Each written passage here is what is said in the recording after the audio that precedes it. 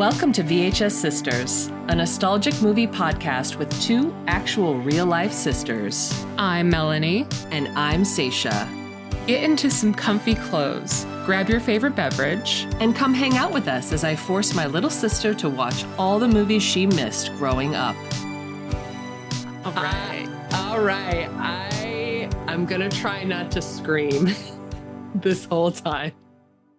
Listeners, I'm really gonna try. First of all, welcome to VHS Sisters. Yes, welcome. Welcome again. I hope everyone had a delightful spooky season. Yeah. I hope everyone has listened to both of our Halloween specials and has seen all of our extra special spooky ooky Halloween content that Melanie has created for us on the TikTok. I'll tell you, TikTok is really popping off and I'm surprised at it because I think our number one video on there, it's got like almost 700 likes, probably more as this podcast is coming out. But on a dark crystal puppet that we saw at the Museum of Moving Image when I visited. Yes, Melanie was in New York City. Ooh, visiting. Don't dox me. Oh, right. Oh my God. Right. Wait, did people that we can cut this out? Did your work people not know? Oh no, they knew where I was going. No, okay. Everybody basically, I couldn't. So like a couple friends I didn't reach out to just because I just didn't have time and I didn't want to feel like pressure to like skedaddle and go all around. I was like chilling. Friends of Melanie, if you're listening, you know what? She's a busy career woman. Yeah, and like and subscribe, hoes. Yeah. If you want to hear Melanie talk, subscribe, and download our podcasts. Honestly, this podcast is good for me because it's like, I make friends everywhere. Listeners, she really does. This is a good way for me to keep up with my friends. I'm like, hey, how about you just listen to me and it feels like we hung out. Exactly. Why don't you just consume my content and then comment and then I'll know if you like me or not. So exactly. Any friends of Seisha, of me, if you're listening to this, like my stuff, or else I know you're not a good friend. And I know you don't support me. So I don't have time. This is the year 2025. We're all evolving into the next stratosphere at this point. Like, I don't have time for casuals and I don't have time for fake friends. So if you're listening to this is probably you. Or whatever. Like, you know what they say? Like, some of your greatest supporters are your haters because they always consume your content. But I don't think we're really hated. I just want to put that out there. I don't think we're really hated. I think that, we kind of discussed this a little bit, even with scheduling the podcast. People are busy, right? People are busy. People have a lot of stuff going on. We live in insecure times. Everyone's very concerned about money and concerned about their position in life. And this is what they want. Like, they don't want us to have time to like talk with each other and talk about stupid fucking movies from the 1980s that Seisha watched on VHS when she was but a child. But Wayne. I realized that we said that in another podcast, and that is a Dairy Girls reference. I realized that not a lot of people understand what that means. So. Oh yeah. Watch Dairy Girls. What are you doing? Like, after you listen to this, turn this off and then go watch Dairy Girls. It'll be worth your time. Yeah, I feel like in the winter, for season 2, which will happen in 2026, I feel like we're going to have a lot of British and Irish content because that was a phase that I went through. So get ready, rolling into St. Patrick's, get ready as we roll into Melanie's birthday month. We're going to have so much Irish content. We're going to have British, Irish, Australian. We're going to get into it. Yeah, we're going to travel. we're going to travel, and we're still looking for a potential mate, a rich mate for Melanie. Thank you for bringing that up. Yeah, absolutely. We have the storyline threads. We have our own lore. We're going to have our own wiki for this podcast. So with a link to the application, with a Google Sheet application. Yeah. Great. So yeah, your week is going well. Everything's good on your end. Yeah, everything's been going great. And then I had to watch this movie for our podcast, and I have a lot of feelings. And I just want to say that I was not expecting the full ride that I got. I think so, like, my context of this movie before is like, I mean, I know what David Bowie looks like. Obviously, our mom's a huge fan. I love his music. I mean, he's universally, for the most part, loved, right, and adored. Right. Yes, we know who. We both grew up knowing who David Bowie was, and we had a mouse pad on our like 1998 computer of Diamond Dogs. Yes. And like that's just how I lived my life, you know. But wait, before you move on with that, I just want to say a quick little bit of family lore. Oh God, are you gonna talk about Mom's art project? Yeah. Yes, because we started, I think, last pod Company of Wolves, we talked a little bit about family lore, and I feel like, I don't know, let's just bring more of our parents into this, because we are family. Yeah, so our mother, who was and is still a big David Bowie fan, although if I were to ask her like her favorite album of Bowie's, I don't know if she could tell me. Maybe it's Diamond Dogs. You know, she's transcended what albums mean. She's just that much of a fan to where she just coexists with the spirit of David Bowie in her life. I think it's not like a big shocker that this is probably like, he was probably a big, how do I want to say? She had like a crush on him because she likes his vibe and the way he looks. I feel an awakening. Yeah. Yes. The David Bowie has been an awakening, I think, for a lot of people, especially in this movie. We'll get to it. But yeah. So anyway, Mom's lore is that she, in an art class in high school, and this was in the 70s. Or was she in 7th grade? I don't know. It's going to be mixed, but close enough. Close enough. Teen era mom. When our mother was a teen, she drew and or painted a copy of the Diamond Dogs cover. And it's a pretty famous cover. You can Google it right now if you're not sure. Gen Zs. Yeah, Get on that. Get on it. So he sort of looks like an alien dog, and he's kind of like gonna paint me like one of your French girls. Yeah, he's reclined, with very full dog anatomy. Full dog anatomy. So anyway, yeah, Mom made this in art class, and then I guess she left it overnight to dry, as one does in your school. And when she found her painting again, somebody had written a slur for a homosexual man on it. I think we all know what that slur is. It is 3 letters. I'm not saying it on this pod. So that Mom told me that story many times. She was offended. She was very offended, you know, because it's like, you know, we still live in tough times, but back in the 70s, it was really tough.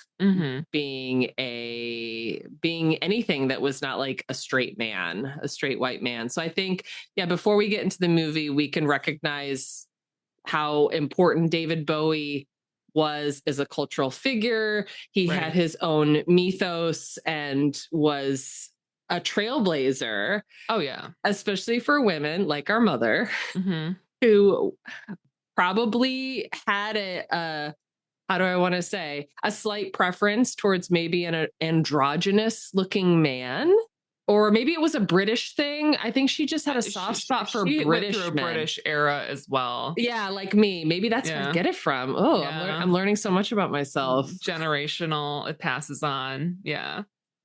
Tough to hear. That's on this day. Tough to hear, but yeah. So what you're saying is you were having a great week and then you watched this movie. Yeah, So, I know. We'll get into it. I was kind of like, like I said, I had expectations. I know what like David Bowie's costume of the Goblin King looked like. Like I've seen pictures of him with this like crazy mullet and like eyeliner sort of look. And that's pretty much it. Like I just kind of knew that he was in it and I knew that there was a young girl and that was about it. And then so as like we've started this pod and now on TikTok I try to follow accounts that are relevant to the pod, so like people who do a lot of physical media, like collecting and 80s nostalgia TikToks. Anyways, so like there was one that was like, "Oh, Sarah should have stayed." And I was like, "What?" And then I watched the movie. Yeah.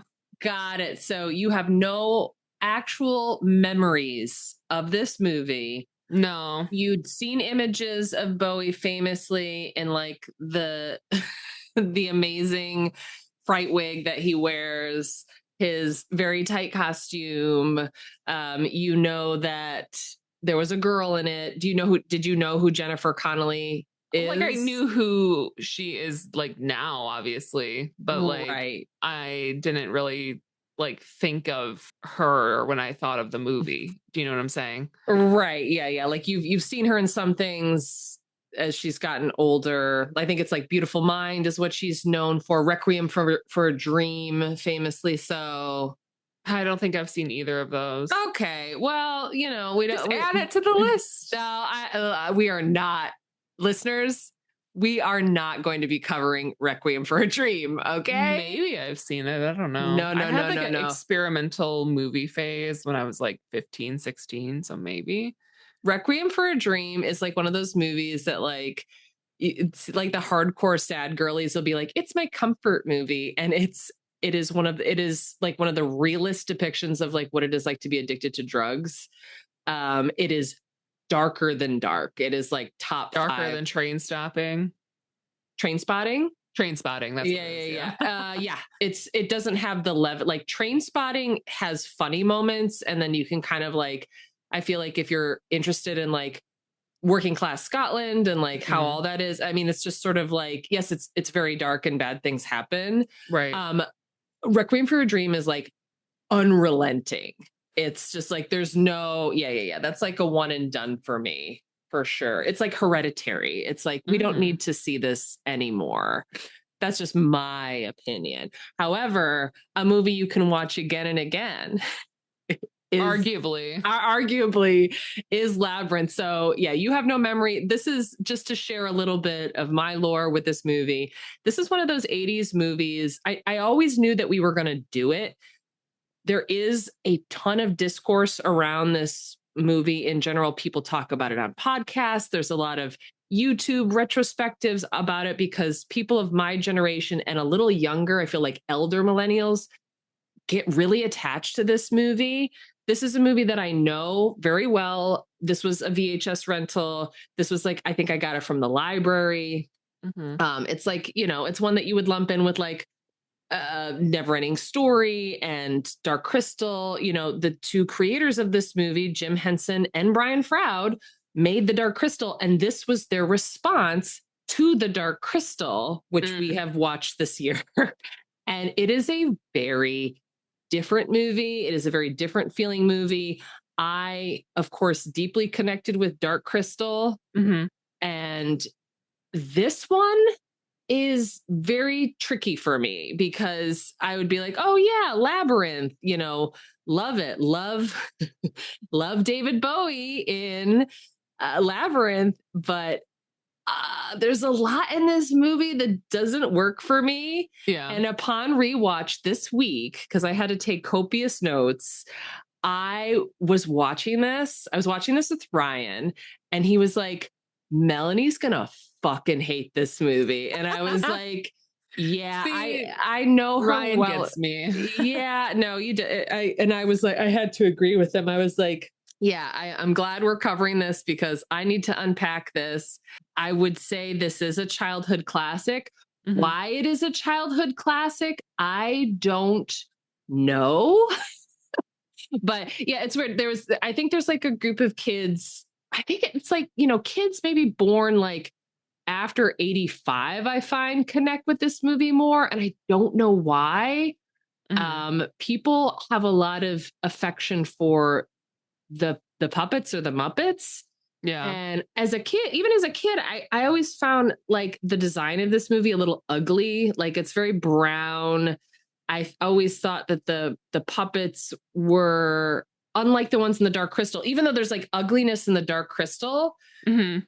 There was like this fantastical element to Dark Crystal that was so immersive for me. Yeah. And like the way it is, I was just like, oh, I'm in like a different place. I'm like on a different planet. And I love how like everything feels. Whereas like in Labyrinth, I'm like, it kind of looks like a high school play. A little bit. Yeah. It's a little bit like, I don't know, the designs of some of these puppets, and we'll get into why I think this is. It's just they're just like throwing spaghetti at the wall. I think they're just like, let's try this and let's try that, and oh, we got this puppet. Let's use this. Does this push any of the narrative forward? No, but we're gonna spend a full 10 minutes with this puppet because we spent time to build it. So yeah, I have to say. So in terms of like me presenting this to you, I was like, Melanie has to watch it because it is like an essential 80s fantasy watch. But usually the premise of this podcast is like, I am showing you a movie that I love for whatever reason, even if it's flawed. This one, yeah, I got some problems with it. What was your overall? I don't know.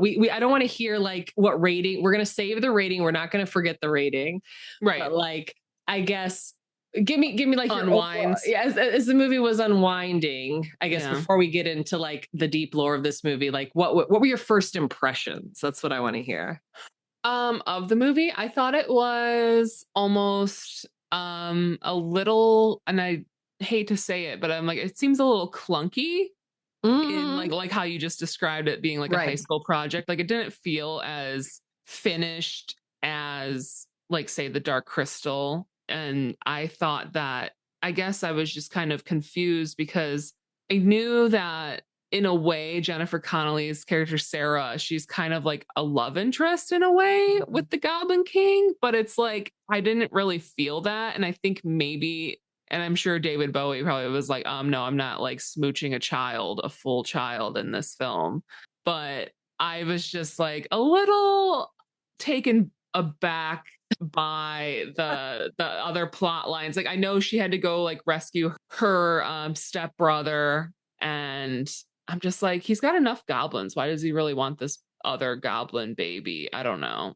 There was just something to it that I was like, okay, so what's the point of the baby? Like, I mean, I know she had to go save it and she feels guilty and kind of like it's a part of like she's maturing, she's growing up, she's becoming like more of like a young adult, and like letting go of some of her childhood like, hangups.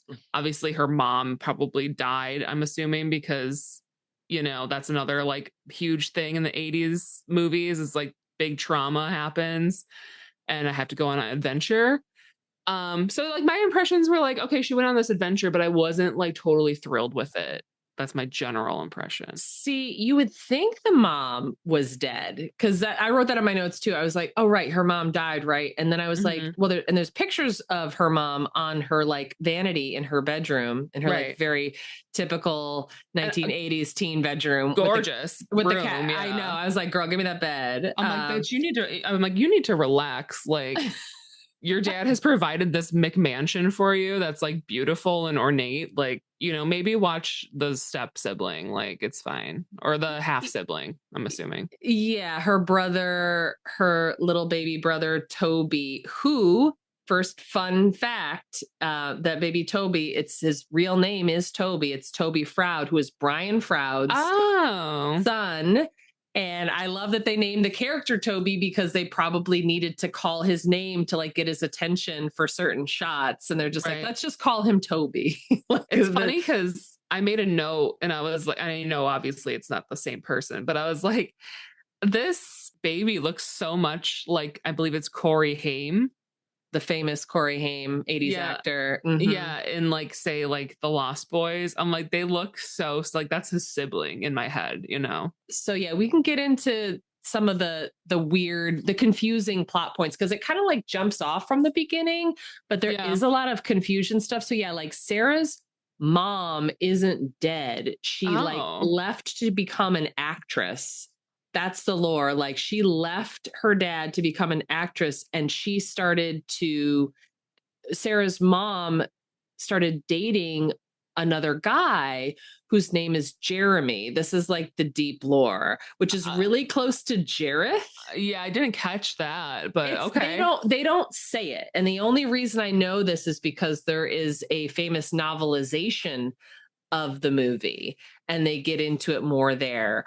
Also, fun trivia, there is a sequel that is a manga, a Japanese manga that happens like what happens after. It's called like After the Labyrinth or something. I can post links to all this.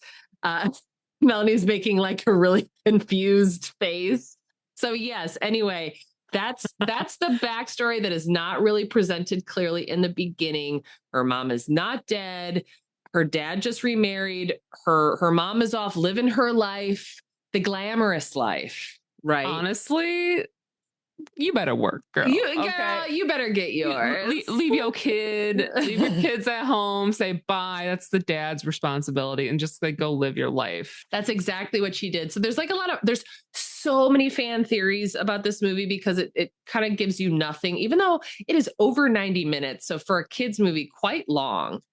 Yeah. And yeah, the whole backstory is like, oh, she's like jealous of her mom because her mom went and got this like boyfriend who's supposed to be kind of like a sexy guy who I guess has awakened like sexual feelings in her.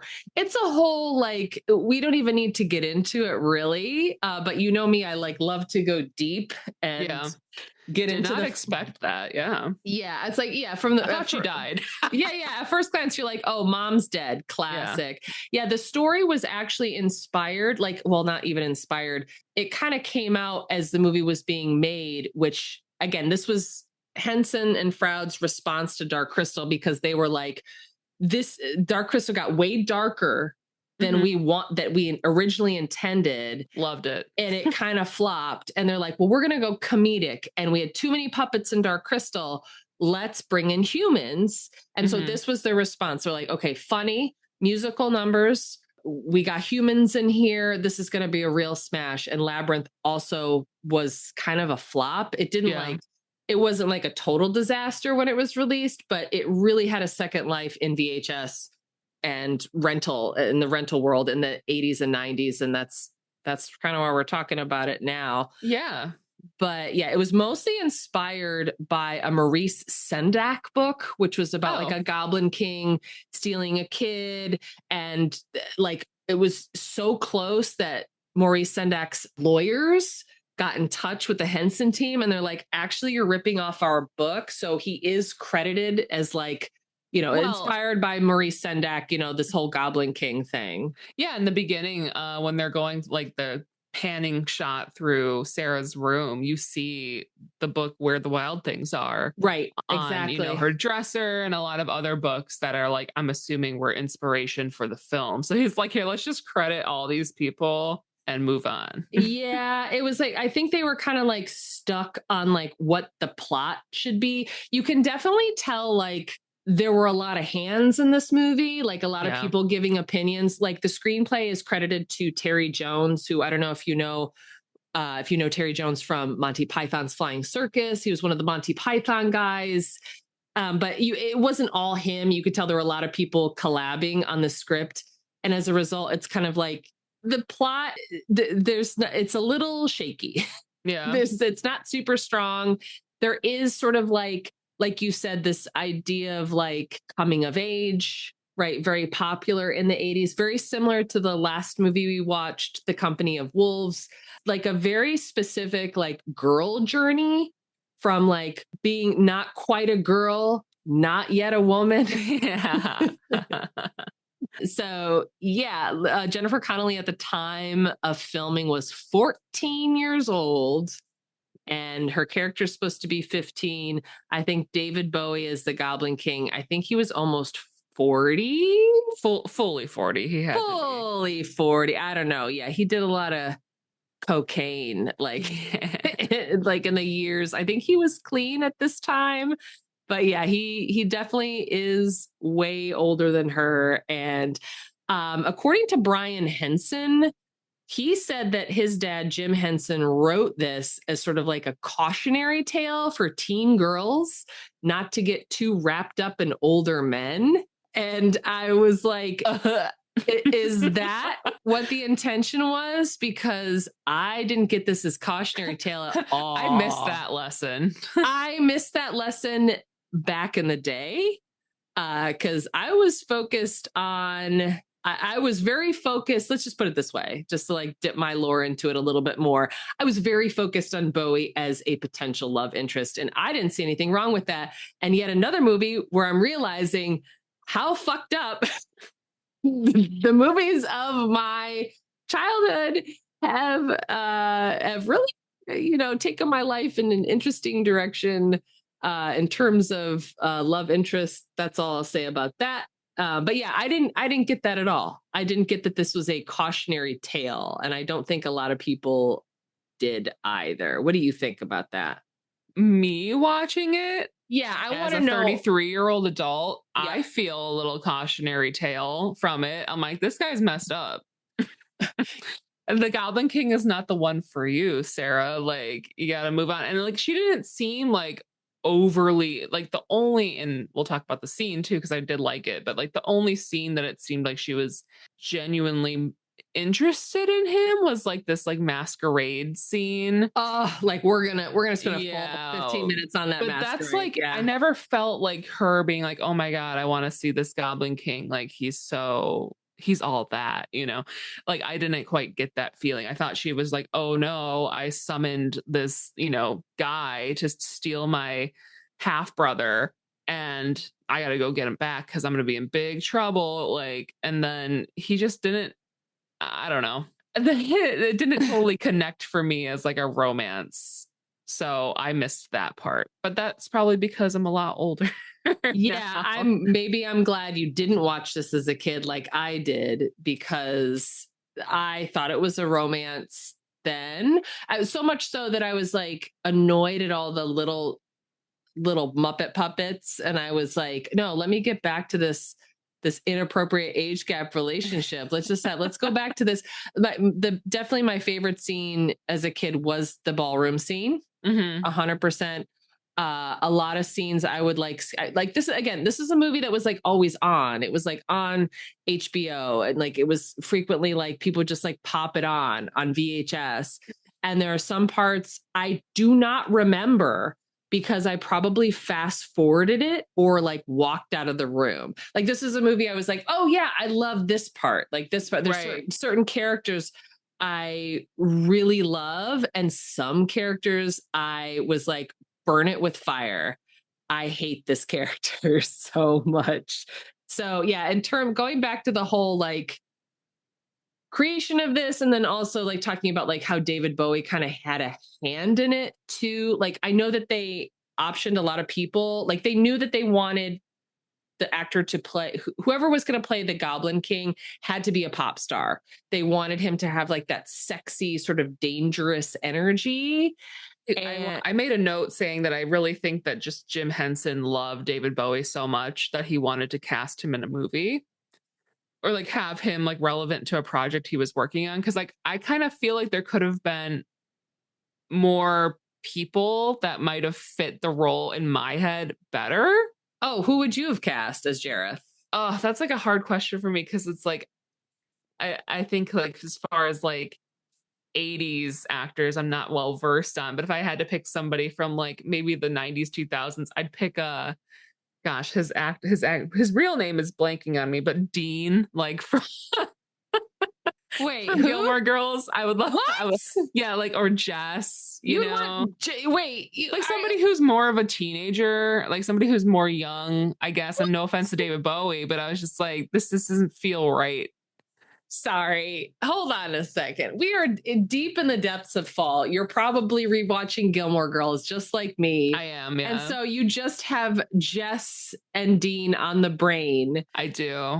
Yeah, no, that wouldn't work at all. Jared Padalecki or Milo Ventimiglia. Is that how you say it? Yeah, Jared, there you go. He's perfect. Yeah, no, there's got to be like, he's a Fae King. Okay. So even though he goes by Goblin King, there has to be something like otherworldly about him. And both of those actors from Gilmore Girls are not Fae. They are human. They are in of this world. So I will tell you, we can continue to discuss that. I will say they wanted possibly Sting to do it.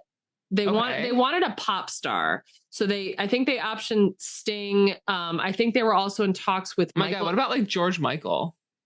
I don't think they were talking to George Michael, although I think that would have been good. I don't know if he could play like hot though. So hot. I mean, I think he could have played like, I think he could have played it up pretty well. They also wanted potentially Michael Jackson to do it. I had that thought. Did you? I did. Yes. I was like, honestly, I could maybe see that working. Yeah, this would have been 1986 Michael. So this is like peak Michael, but he would have been like, hee like, wait, how would he have been?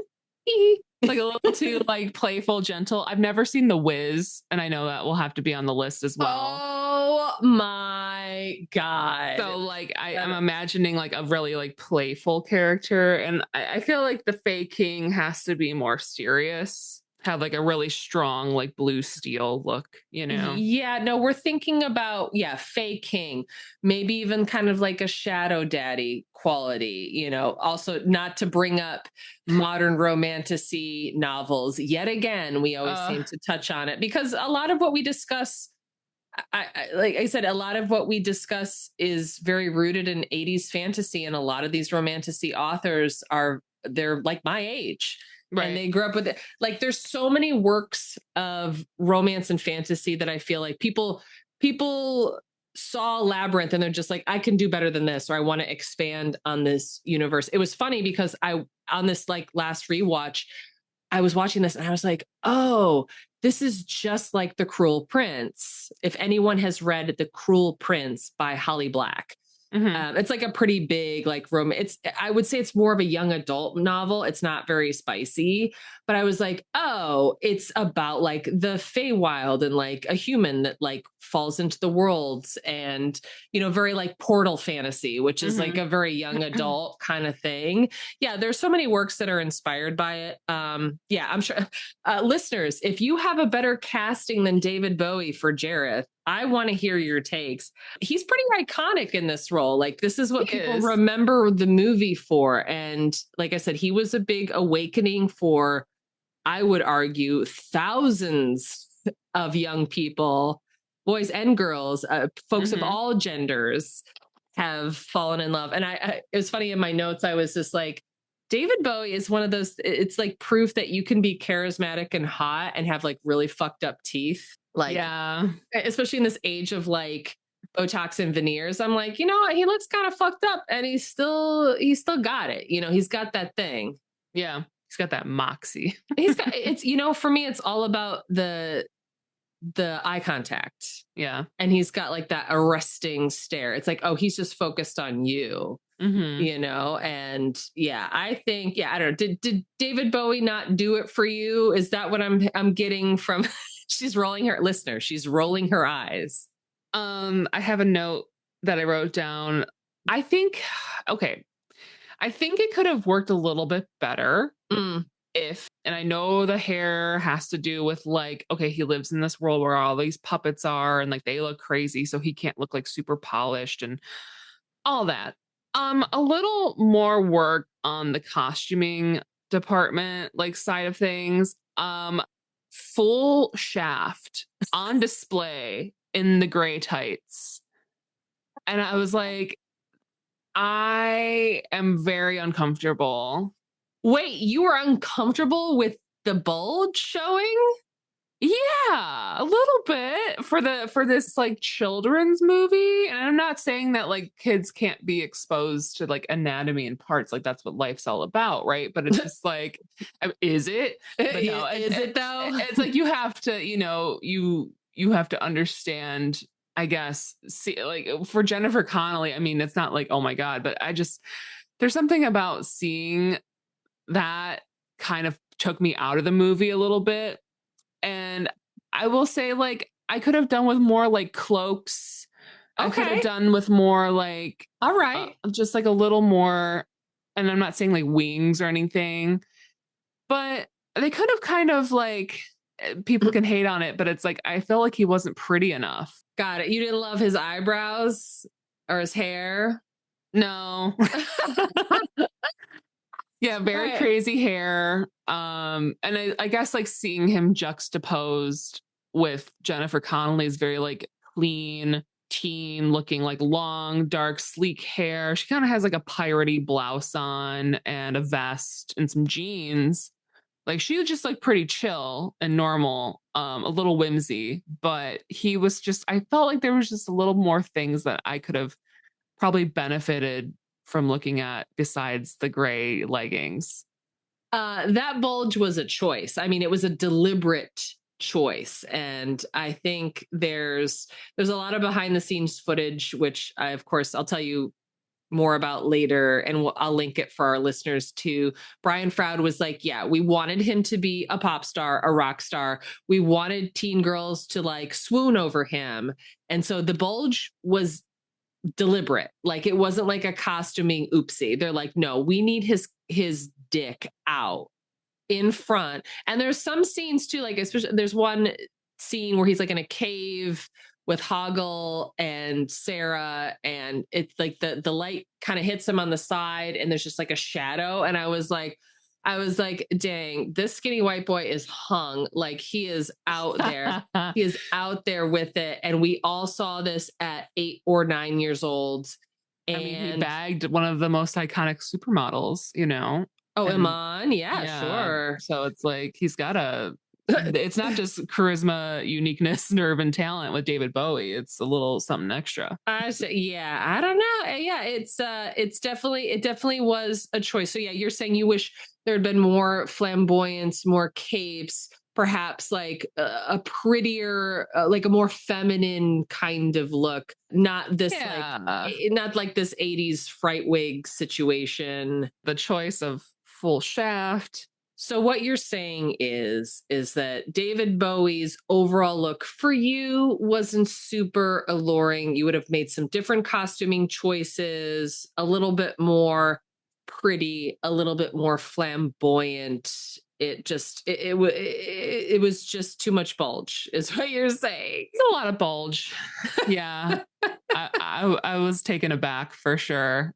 Not that I don't appreciate it, but I was just like, okay, this is a kid's movie. Whoa, like, yeah, it's there he is. Yeah, and like I said, it's definitely supposed to discuss a lot, like bridging the gap, coming of age, right? Like this idea of like, so we put away childish things, and the movie, I don't know, tonally, it's just very odd because it's like, yeah, she is like in this perfect transition age. She sometimes comes across as like very spoiled and childish, but in terms of like her maturing as a character, because clearly like this is a portal fantasy. It's like Alice in Wonderland. It's like Wizard of Oz. And Alice and Dorothy are these characters that are supposed to like learn things as they go. And so is Sarah. And I guess like she figures some stuff out, but in terms of character arc, like it's not like super clearly defined. I guess like one of the things that I got from it is that like she's put in a strange situation. She has to deal with all of these puppets who, again, like there's so many puppets, some better than others. Some are cute. I would say for me, the best one that she runs into is Ludo. Yeah, did you love Ludo too? Okay, good. I wrote that I think Ludo is a great name for a bulldog. Oh, cute. Yeah, no, I just like upon rewatch, I was like, Ludo's the best. Ludo is like this, and such a big puppet too. I was like, there's probably like 4 puppeteers in him. He's so cute. I like his voice. He's like, so a friend. Like Oh, I was yeah. like, that's the kind of character for me. Just like a big, dumb ogre kind of bear character is my favorite. Yeah. Yeah. So Ludo was your favorite. Who else did you like? There's so many puppets to talk about, but we can just like run right. We don't have to like do it linearly because this movie is so episodic too. It's like, and then this happens, and then they're over here. We can't. Other puppets that I've liked. I mean, there was a lot of crude puppets, a lot of rude puppets too. like Hoggle, I think, was my least favorite. I think just because not only like do we get the David Bowie shaft scare, but we get a full-on pissing puppet scare like in the beginning. Oh, right. Yeah, no, Sarah just walks at him straight up like pissing in a pond. I'm like, I've seen this guy at a bar before, this old man, like yes, crusty old man who's interested in jewels and stuff. And I was just like, I mean, like I will say, like, as far as all the other puppets in the film go, I think he was probably the most well executed because he had a lot of expression. She was interacting with him, like pulling him along in a tunnel and stuff. And I thought that was all like pretty well orchestrated. I just didn't like him because I mean, obviously he had conflict because he's trying to like, he works for the Goblin King and like he's trying to like be on his good terms, but then he's like really like falling like in friendship love with Sarah. And then like, yeah, David Bowie's like, I'm sorry, just David Bowie. He's just like, yeah, no, you can say it. Yeah, it's just David Bowie. His name is not Jareth. Yeah, Jareth. He's like, oh, don't you dare kiss her because I'm gonna throw you in the bog. And I'm like, yo, bro, like, I didn't think that the puppet was gonna be interested romantically in her. Not that he was, but like he was just like, don't kiss me, like, very controlling on Jareth's part. And yeah. Yeah, it's so funny. Yeah, you said, yeah, I love that I asked what your favorite puppet was, and then you just launched into like why you hate Hoggle, and that's just what the movie is. Yeah, I mean, like I loved Ludo, and I did like, so I forget the name of the little foxy one at the end. Sir Didius. Yeah, Sir Didius. I liked that he was kind of fanciful and funny, but I liked that he was riding on the sheepdog. Yeah, Ambrosius, who I love the sheepdog puppet, and I love sheepdogs.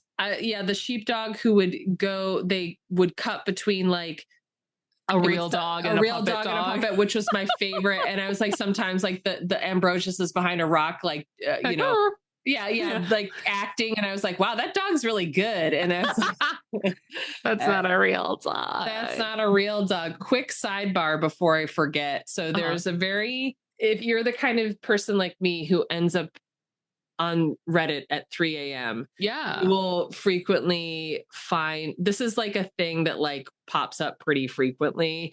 There is a very famous story about the Hoggle puppet that I want to send you something real quick because I'm pretty sure you've never seen this. So the puppet went missing, and then no one could find it. Like it was like supposed to end up in a museum, like the Museum of Moving Image. I wish he was there. Yeah, so like he went missing, no one could find it. And then there was this, how with airplanes, there's a lot of lost luggage. You can go to places where there is lost luggage and like claim stuff. You can buy it. Yeah. You can just buy random stuff.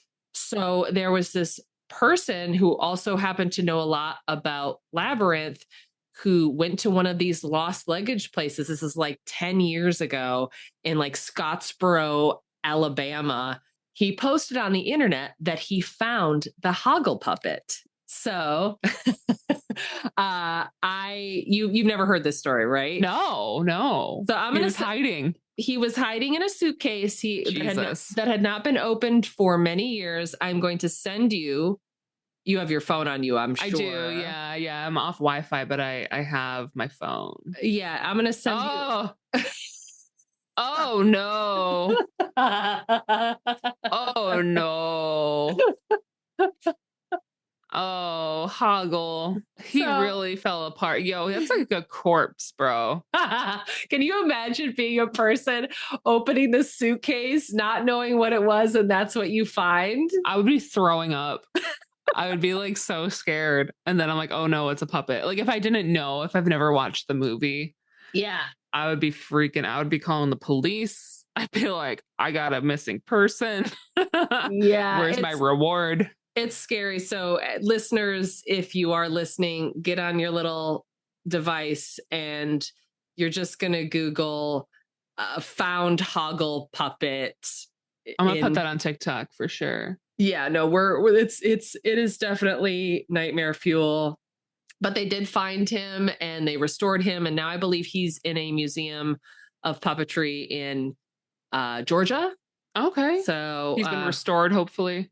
It's not a great restoration. I'll send you those pictures later, but yeah, it doesn't look like he does in the movie, but he looks better than he does in the images. In the suitcase, yeah. I showed you. Yeah, so Hoggle, not my favorite kind of character, although problematic and annoying, but also like whatever. Like I didn't want to be his friend. Yeah, it's like, and I wondered if you were going to clock that the whole like weird, like it's supposed to be sort of like a love triangle between Jareth and Hoggle. And fucking beat ass puppet. No.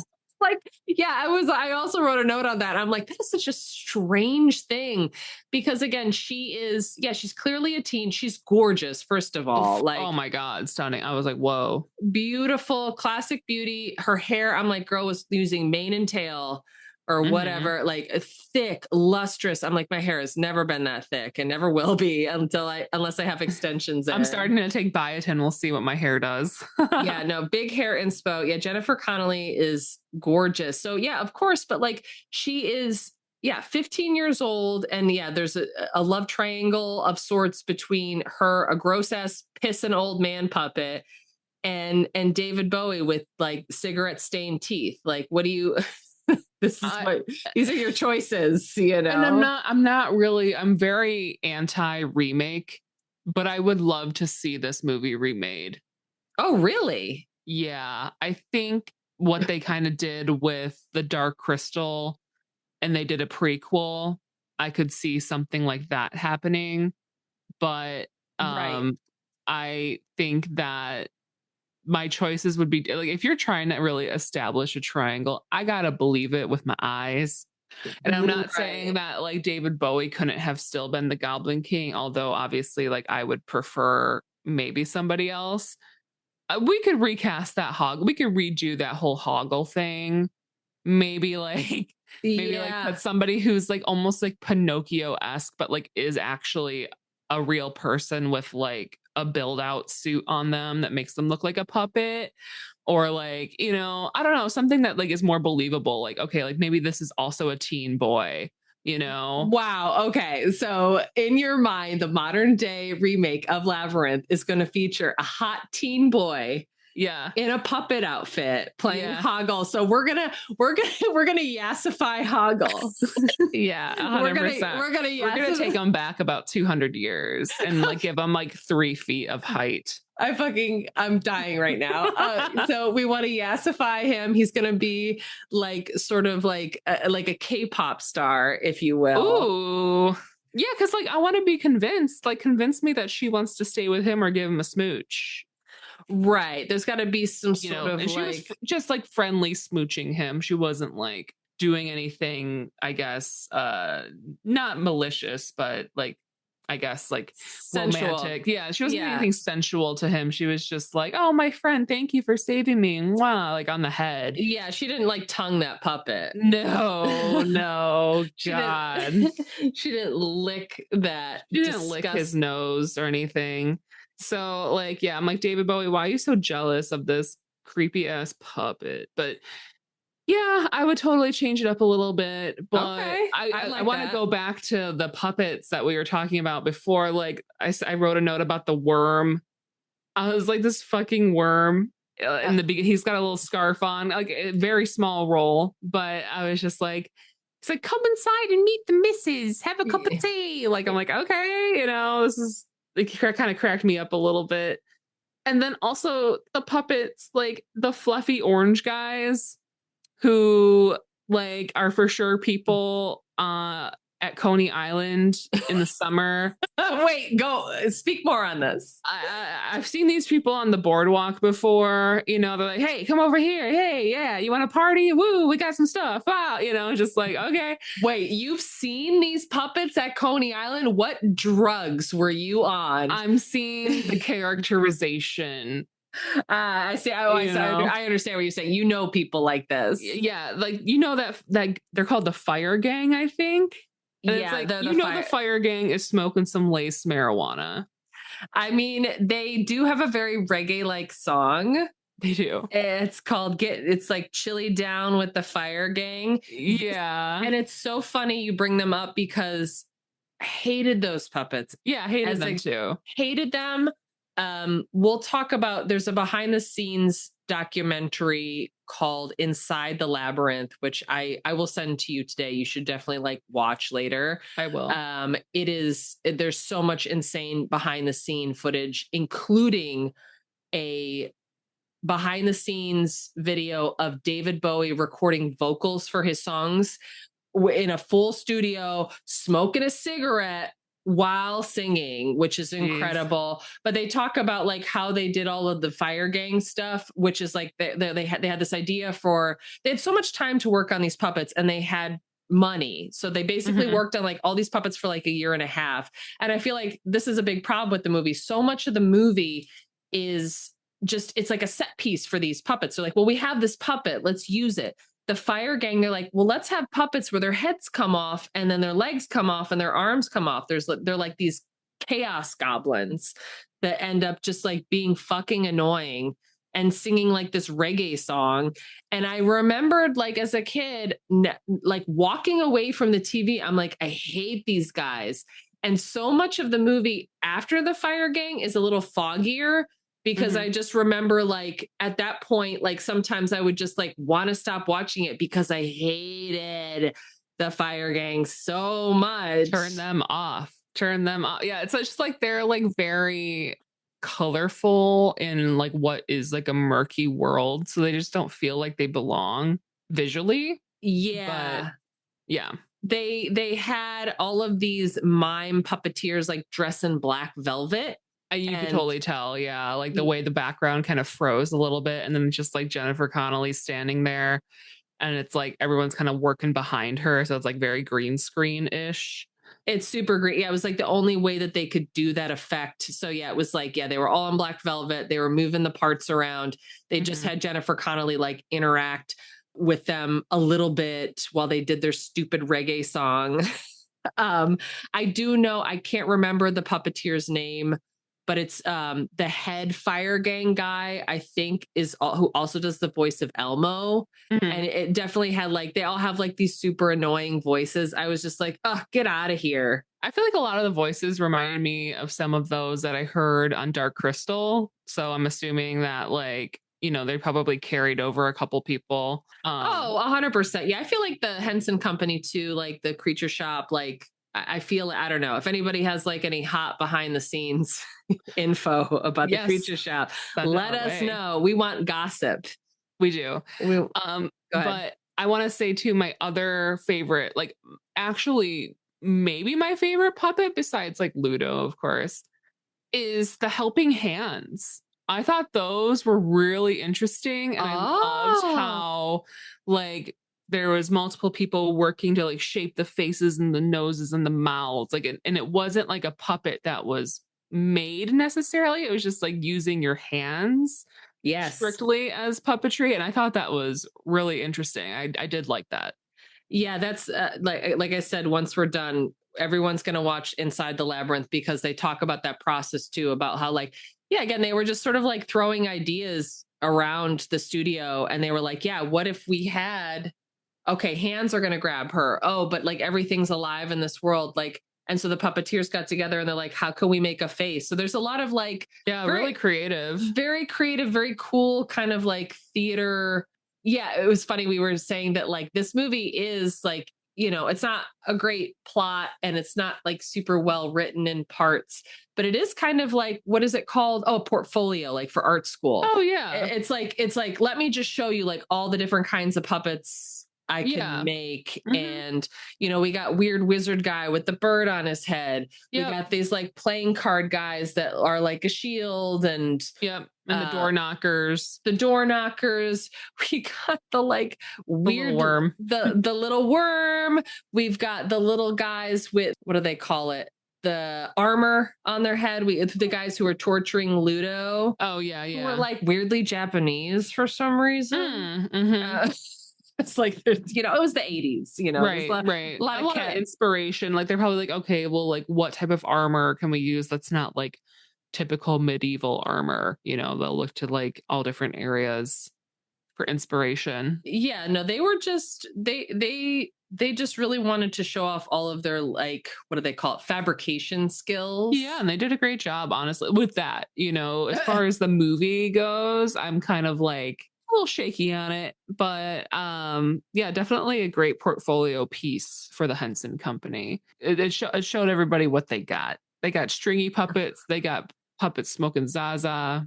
They got they got big beefy puppet, dog puppet, which is so funny. We got dog puppet. Yeah, a lot of it is sort of like set piece to set piece. They just wanted to like show off cool tricks. Oh, speaking of tricks, what did you think about like all the ball work? Not like, in the pants, not in the pants. That's not what I'm talking about.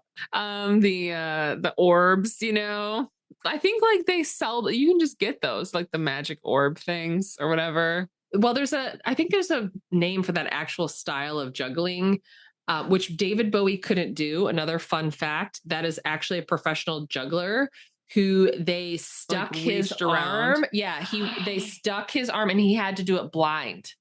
And they had to do so. And so there's footage in this documentary. They show that is a fake arm that he's doing. That is someone else's hand doing the juggling, which I thought was very cool. I'm like, I can't imagine doing that, period, much less like with, your head pressed up against David Bowie's probably very sweaty back. It's like gyroscopic or something. Like there's something to it. There's a ball inside of a ball. So like when it rolls, like the gravity is not quite the same. I'm pretty sure. Right. Yeah. But it looks like crystal clear because they're both, clear. But yeah, the little floating ball magic, like, I don't know. It was kind of like how we talked about in Black Cauldron, where it was just like kind of a weak choice. It's like just some random fey magic lights, Yeah, the dancing lights. Yeah. That's totally. Just like, all right, here's this ball, and it like, I mean, obviously it has the power to like shapeshift and like show you your fantasies and stuff, and like that's cool, crystal ball, but I don't know, like he didn't seem overly powerful, besides obviously like he could like mend time, which is huge. That's like a huge power to be able to have. But yeah, Goblin King, he didn't really have a ton in his arsenal besides the time warp and the magic ball. Yeah, I think that they should have done a better job making like he needs a sword or something. I want to see a man in power. Like, show me your weapon, I guess, besides that. Yeah. And the leggings. Men used to win wars, Yeah. Yeah, he definitely doesn't come across as like super threatening, unless you're talking about like being sexually threatening. He's not like very physically threatening in that way. I think I forgot to mention this when we were talking about the script and the casting of David Bowie, but I think that they wanted to take a darker turn with it. I think they wanted it to be even a little bit more sexually aggressive. I think that Jareth is supposed to kiss Sarah in the ballroom scene, and David Bowie himself vetoed it and was just like, I don't really feel comfortable with this. So good on him. Yeah, great choice in hindsight. Yeah, that's why I kind of wanted it to be like a younger guy. And I'm not saying offense to David Bowie or being ageist. I just think that for the appropriateness of like trying to spin this into a romance, I want to believe it. Like I want to see somebody that would be okay to kiss Sarah in the movie. Yeah, like who is an actor who's like, okay, maybe like a little older, say like somebody in their 20s. Yeah, like early 20s. Like, and even that's like sure problematic, but it's less. Yeah, Way less. There's a lot of like somebody who's like under 30 as opposed to 40 and up. Right. It's there's still an age gap. Obviously, it's still problematic because she is a teen, but like, yeah, I don't know. Again, listeners, you're gonna have to chime in and tell us who is like a less creepy option. And I don't know. I'm kind of like stuck on that. Melanie thinks that Jared Padalecki for some reason would be a great there's nothing goblin-y about him. He's like Joe Football. Yeah, he's just kind of like they could gob him up a little bit. I don't know. I'm just thinking of like a somebody who's like a little more, I think, because most of his like his larger acting career body was like when he was like a young adult, like a teen to young adult. So it's like, to me, I associate that with being like, okay, that's appropriate for this romance, right? I don't know. I just think somebody, we talked about Michael Jackson. I can't see that so much, but I did think of it. Who's like I'm still going with George Michael. You're going to go with George Michael. Yeah, George Michael is stunning. Yeah, I think it's tricky trying to cast like a pop star who can also act. I think that's why because Sting did a little acting. They wanted somebody who was like that. And then David Bowie was like, I think Jim Henson was pretty hard set on getting David Bowie. Because like he's about to make us some music, you know? Well, speaking of which, didn't know this was going to be semi a musical as well. It's super a musical. What was your favorite and least favorite number? God, I want to say all of them were probably my least favorite. And I know my quote section of this podcast is a little rough, but it's like the part where he's like, "You remind me of the babe with the power." I'm like, I can't handle this. Wait, so what you're saying is that you hated the most iconic music number from the film Labyrinth. You hated Magic Dance? Yeah. Dance, magic dance, dance, magic dance. You're going to be singing that all day. It's so, yeah. No, this is another. I think this movie was maybe, I know this term is super overused nowadays, but this is maybe as a child, my first instances of cringe. Yeah. Like feeling cringe and just being like, what is happening? Because he goes from being the Goblin King and he's like this spoiled, sort of like petulant, royal, I love that the fact that, yeah, like Jareth is like the king of these goblins, but he's like bored and he's just looking for amusement in his court. And then he busts into Magic Dance. And then he's instantly David Bowie, the pop star. Like the way he presents, I was just like, oh, this is a rock star, like singing a song. And he is dancing around these little Muppets, throwing this baby up in the air. Yeah, the puppet baby. Yeah, I remember as a kid being like, no, the baby. And then you realize it's a doll. Yeah. Yeah. So what you're saying, yeah, you did not connect with that song is what you're saying. No, I didn't. All right. Well, you're not a musical gal. What about you? Was there a favorite song besides Magic Dance? Magic Dance, I think for me is definitely the highlight. I also love the ballroom scene song. I want to talk about that ballroom scene really quick. Okay. Yeah. No, we can just jump ahead because again, it is just puppet encounter after puppet encounter. And then finally we get to the part where Hoggle feeds Sarah an enchanted peach. Which is just the orb. Yeah, no. Yeah, orb turns into a peach, metaphor. Yeah, it gives her the magic peach. She gets high as hell and she starts dreaming of meeting Jareth at this enchanted ballroom, which is like gorgeous Venetian masks, beautiful costumes. She is in one of the most beautiful dresses that has ever been on screen. Pure 80s glam fantasy, puffy shoulders, petticoat, big under whatever thing, petticoat. Yeah, just gorgeous. it's a peak look, and I'm sure people are probably like, I want this to be my wedding look, you know? It's funny because doing research about this movie, again, I told you, like, this movie is very beloved. Like, some people would say it's like their favorite childhood movie, which is, I'm not in that camp. However, Problematic. but they're problematic, but there are people who, like, that is their wedding song.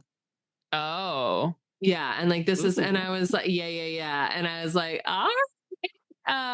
it's definitely like, I remember at the time, like, watching as a kid, I mean, early puberty moment. I was like, here's a man who's like in love with you at a ballroom, and you're trying to find like him. shape-shifting a little bit. I love it. He's a big shapeshifter. I mean, he turns into an owl several times. That's he was the owl. Okay. Yeah, he was the owl. You didn't get that in the beginning? No. Like, what is this friggin' owl?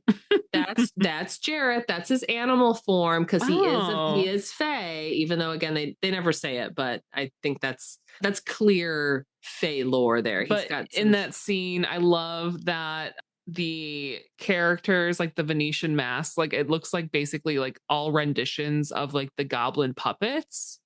100%. That's a really good catch. Yep, that's exactly what they did. Yeah, I love it. I was like, oh, okay, like this makes more sense. So like maybe this is what, like, in a different realm of the fantasy in the Labyrinth is like these are actually people, and like you could live in this royal court, all this stuff. So I was just like, okay, like I like that. But yeah, like her, like this is probably the only moment that I felt that like romantic sort of tension or like consideration of like, oh, maybe I do like this guy, you know? Actually, maybe I do think maybe I do. And this is where I was like, okay, David Bowie does serve in this, you know, he's giving like, again, Shadow Daddy. He's giving like, he's casting mirror image. He's casting mirror image. He's out here yearning. Yeah. Bowie is out here yearning for Sarah at this point, and it's pretty clear. And she's chasing after him too a little bit. And I think he likes it. I think he loves it. And again, in the original, or one of the original iterations of the script, they were going to go for a smooch, or he was going to smooch her. It is in the novelization. I think that does happen. And it's kind of like uncomfortable, like she doesn't love it, and she's trying to get away, and he's like forcing himself on her, and that's I don't really love that, but it's just not appropriate for this rendition of Labyrinth. I feel like in the remake, in my head, it'll be fine. Listeners, we're gonna do a remake. We're going to make Sarah maybe a little bit older, or Jareth a little bit younger. We're unclear on the casting. We are going to really get into this in the comments and conversation after this is posted, because I want to know people's dream casting. Yeah. I want to get these creative juices rolling. I want more time for creativity. And I think you're right. It's like, this is sort of a rough draft movie. I think it has the potential to be like really good. Yeah. Because again, you have portal fantasy, you have coming of age. It would just like zhuzh it up a little bit, you know, add some more jokes. Make Hoggle hot. She fell back onto her couch and is dying in laughter. Hashtag make Hoggle hot. Yeah. Make Hoggle hot. Wow. That is incredible. Just like make everyone hot in like every remake. Why not? That's an easy way to get me interested. Just make your characters hot. Melanie will watch. I will watch it. Yeah. Hoggle was not hot enough for Melanie to be excited about him. She's not here. No, she's not ageist, but she doesn't want like a pissing grandpa puppet. Unless he's got money. Yeah. Oh yeah. She's like, yo, if he got money. HMU. I'll make the last 2 years of your life incredible. Wow. I love that this podcast is low key. It's just us trying to get you hooked up. 100%. Yeah. I'm trying to secure that brownstone. You know what I'm saying? We got to get that brownstone. Yeah. You need secure, rent stabilized living. There's no point like breaking down this movie. It's so all over the place. The plot doesn't really plot hard enough. to recap it in that way. But I do want to bring up another puppet who was the junk lady at the end. Oh, yeah. And it really makes you think about how you can't take it with you, you know, and that like you shouldn't be so bogged down by your possessions. You shouldn't be, you know, hoarding, of course, or like not sharing, you know, things that bring you joy, you know. Absolutely. And like maybe, you know, maybe you outgrew it a little bit and it's okay to pass it on because it is still a part of you. And like even at the end of the movie too, it's like well, that is kind of the end of the movie, but like where she's talking to her and she's like collecting all her stuff.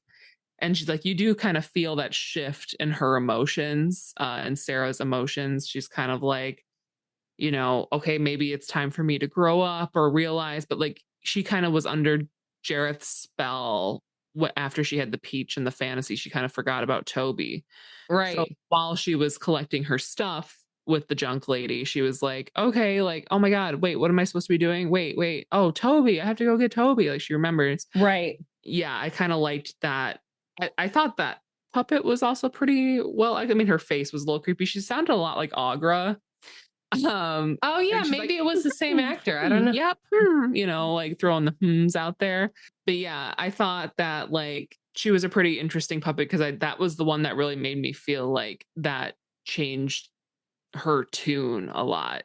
And not a lot of female puppet representation in this one. That's kind of what I was bummed about most. Oh, that's a really good point. Yeah, other than like Trash Lady, Yeah. who I had completely forgotten about, and I was like, wow, yeah, this is like And like genderless goblins and stuff. But like, yeah, there wasn't really like any strong female characters besides Sarah. Yeah, I mean, a lot of the puppets did have non-binary energy, which I do love. But yeah, not a lot of like feminine puppets. You know, I mean, I say same thing for Dark Crystal, which you love now, by the way. Yeah, guys, I wanted to save it for like a review podcast, which we can still do. But like my rating system, like I have shot Dark Crystal so high into the sky of ratings.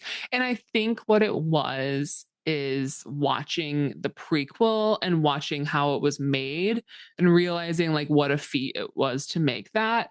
And then like getting past like obviously my puppet fears of like these really creepy Skeksis puppets, like you can see that like there's a really big moral to the story and like you can continue to feel that and like reference that. Yeah. The whole like draining the essence part, like, you know, again, just so on topic, so relevant in the year of 2025 and going forward. And it's just like, okay, I love this so much. This is my new favorite movie. Like, and the Netflix prequel definitely really expanded the world. And I do, obviously, I know why they probably couldn't do it because of like COVID and everything. And like, and it is a prequel, so you kind of know what happens anyways. Right. But like, I just really loved expanding the worlds of like the different gelflings and like how the power was, you know, being intruded upon, like with the Skeksis coming to the gelflings for, you know, their money and all of these things. Just so good, so layered. And that's what I think worked about that so much. And that's why this one, Labyrinth, to me kind of fell apart. And I will rate it higher than Neverending Story. Wow. But I will rate it a lot lower than a lot of the other movies we've seen. I would love to just give it, if we're okay with getting into ratings now. Yeah, sure. I would love to just give it like a C minus, like a 70%. You know, like you said, it's very much a rough draft movie and I wanted more. And I, you know, I'm already talking about the remake. So I'm just like, I want to see a couple different things. Cause like, imagine we could still keep Hoggle. Okay. We don't have to make him hot. We can add another character. I'm not opposed to that. I'm just saying we gotta get some casting. We got to get some people to read the sides, and so I can get a better idea of how I want this guy to look. Because I just want like somebody. So like maybe it's somebody who works directly under Jareth, and like that's why he's envious of him because he's young or something, you know, and like wants to have this young girl, maybe he wants to like skexy it up and get some essence from her or something. Like, you know, yeah, like I'm just like, okay, what else could work for this? And so to me, I'm like, okay, if you want it to be like, oh, don't have her kiss you or I'm gonna throw you in the bog, the stink bog, you know, it's like maybe make him hot, you know, and then maybe like that's the key to getting out of the labyrinth is like, you know, helping this young guy or whatever, like rise to power, defeat the evil Goblin King who's just trying to like steal. Okay, hire me, you know, creative. I'm a creative. That's what I'm saying. Yeah, no, you're wasting your time not working in a film production studio. You got to get in the writer's room. But yeah, like I kind of thought The Dark Crystal was a fever dream, but boy, I was wrong. You know, this was really the fever dream movie. This was a fever dream. Yeah, I have to say, first of all, before we move on, I'm so chuffed that now you love Dark Crystal. I feel like we've had a very Dark Crystal fall. Like you had to watch it for the pod, and then we got into the prequels when you were visiting. Yep. And then we saw all of the artifacts at the Museum of Moving Image, which you must go to, people, if you are in the New York area for a visit or just living. You have to go. They have all the Muppets. They have a pretty small Dark Crystal collection. They have an even smaller Labyrinth area. It's just basically Jareth's and you can see the iconic leggings. I think I'm not sure. I think they're there. Yeah, you can see the leggings. Sarah's costume is there. They're very similar costumes. They're very like billowy. Yeah, not her dress. I wish that was there. Oh yeah, I don't know. I gotta find out where her dress is. Hopefully it's not being auctioned off at like. Hopefully it's not in a suitcase in fucking Alabama. It's just like dear old Hoggy. Rotting, putting the full of rats and mice. Yeah, no, I also would rate this movie like a solid C. Feel like, yeah, all the puppets, some have their charms, some are terrible, some of the, I don't know, it's a real mixed bag is the best way I can describe it. I am glad I had you watch it. Mm-hmm. At the end, I would, just like kind of wrap up the end a little bit because like, there was like this huge battle that I completely forgot about. I was like, oh, right. They kind of battle at the end, but no one dies. It's just like, it just prolongs. I was like, wrap it up, movie. Right. All right. Let's wrap this shit up. And then all Sarah had to do is like go into this like MC Escher room where Toby's like running around, like she's having some DMT trip. Yeah, the multiple staircases and stuff. And honestly, that is what DMT looks like for everybody who wants to know. Okay, yeah. I feel like all those stairs, like you're going on a journey, That's for our 10th podcast, which is going to be Melanie's. We're just gonna. It's like a girls Rogan podcast where we just talk about optimizing and like doing mushrooms and stuff. Yeah, like brain health and saunas, which I'm fine with. I'm fine with that. At the end, it's sort of like a flop because he's like, he's still yearning for her. Mm-hmm. And then at the end, she's just like, well, you have no power over me. And then it's like, have no power. Yeah. Sir. I was like, okay, the end. And then she gets to go back home. Everything's fine. She likes Toby now. She's not mad. She has a stepbrother.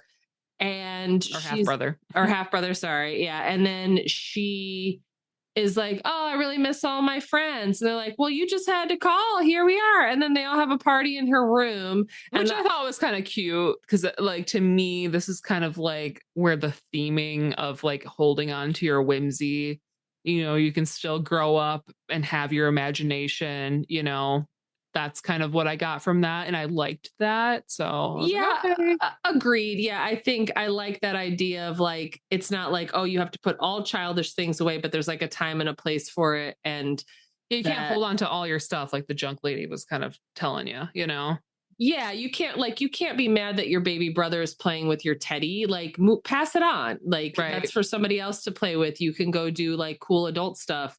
But if you ever do want to like, give him a squeeze. Yeah. Or just like, if you ever want to have a moment of whimsy, it's like, there's a lot of, it's interesting. I will say like in terms of like theme, and I think they could have gone even further with this. It's just this idea of like, if you want something, you have to verbalize it. Like no one's going to read your mind, right? Right. And so it's like, oh, I want my friends to come play with me. I want this to happen. I want that to happen. Like you have to say it. And that's a part Right. of like growing up and like asking for what you want and manifesting. That's a part of our wellness pod too. Yeah. Talking about manifestation. Yeah, that was like that was the part at the end. I was like, oh yeah, that's really cute. And then I get the, with the party at the end, it's very much like a kid's movie again. We move from like the creepy, sexy vibes into like, oh, now it's a Muppet party. Even like the stupid fucking fire guy is in her bedroom at the end. I was like, I thought that guy tried to kill you and chop off your head. Right. Yeah, that's you know what? You watched it. We did it. Yeah, 80s movies, they have a lot of riddles, like everybody's trying to figure out the puzzle. And that's kind of what this was. I'm still trying to figure it out, but that's okay. Some things are best left like undiscovered.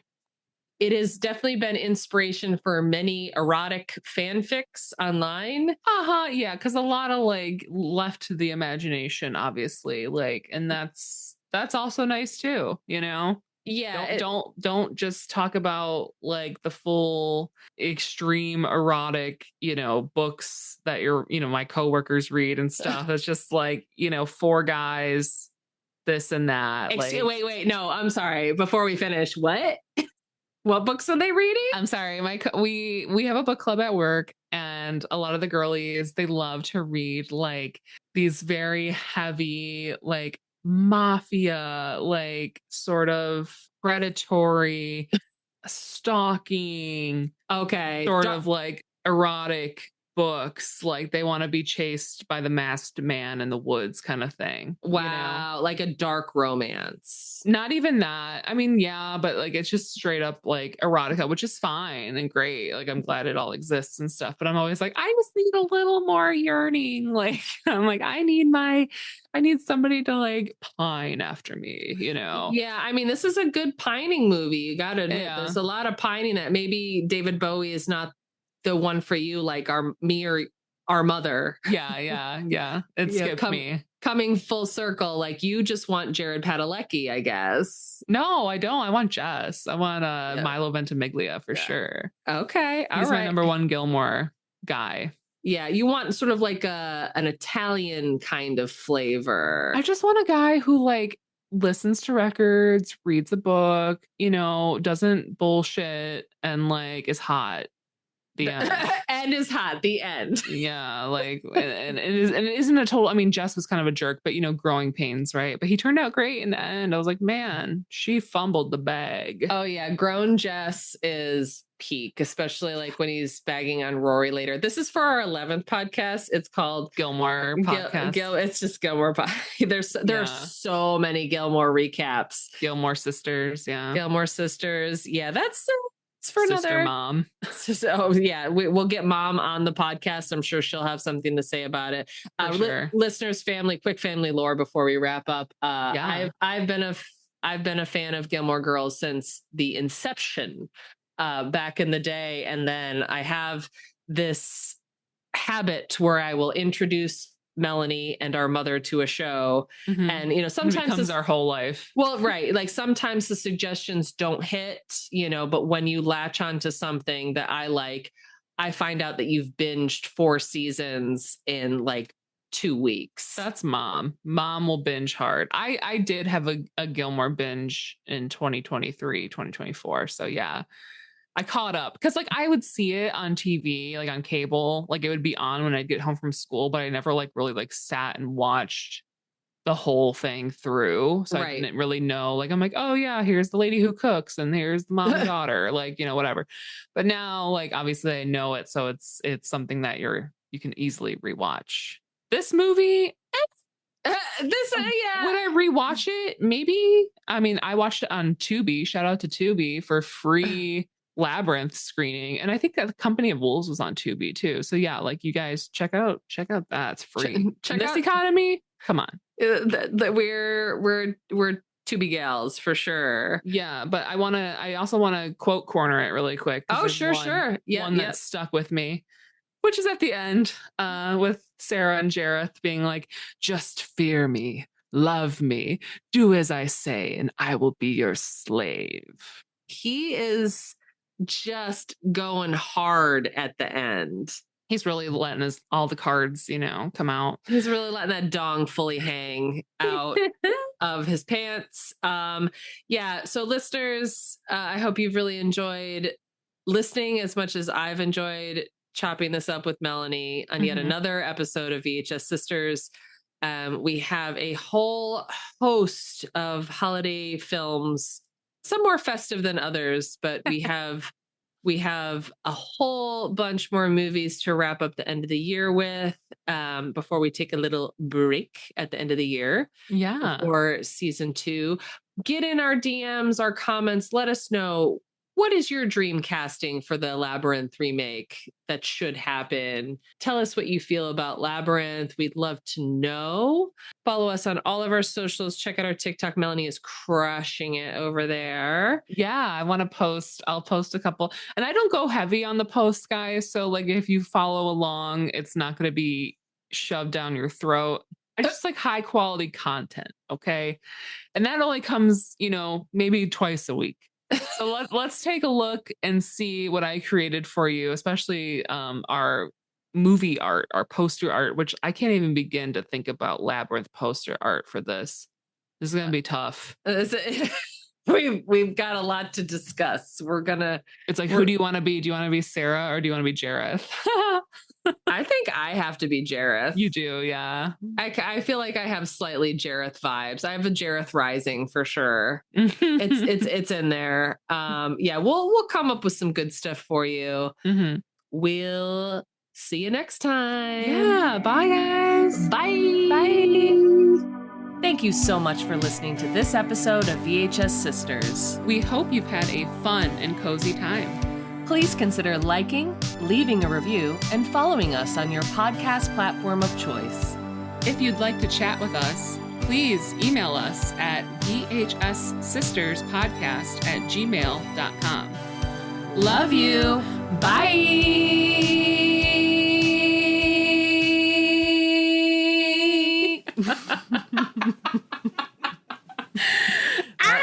That's it.